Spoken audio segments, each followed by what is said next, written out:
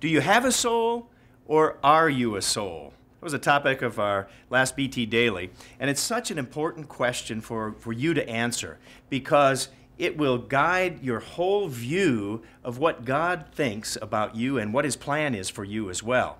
We recognized the other day in Genesis chapter 1, verse 20, that living creatures were created by God. Nephesh.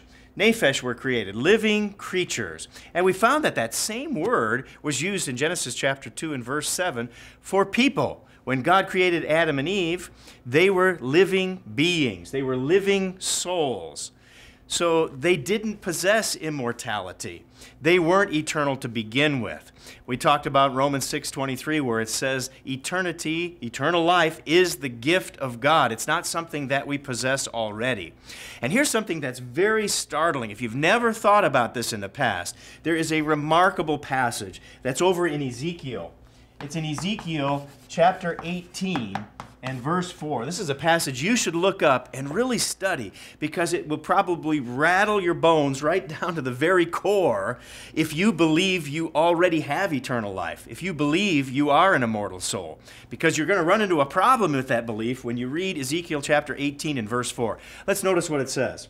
It says, "Behold, all souls are mine." That's what God is saying. All souls. All nephesh. Now we know that's a living being.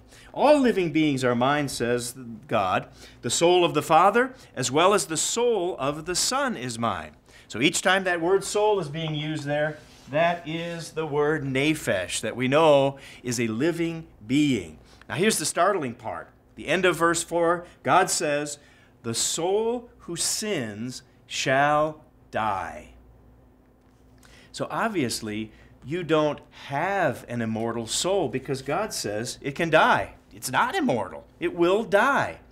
And so God points out very clearly, eternal life is something that God gives us. It's not something that we already possess.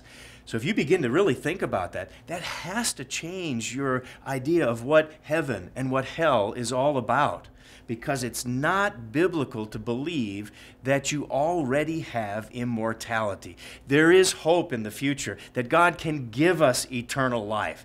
It's a big subject. There's a lot to it, so I encourage you to look into it and find out for yourself what the true Bible teaching is on immortality. That's BT Daily. We'll see you next time.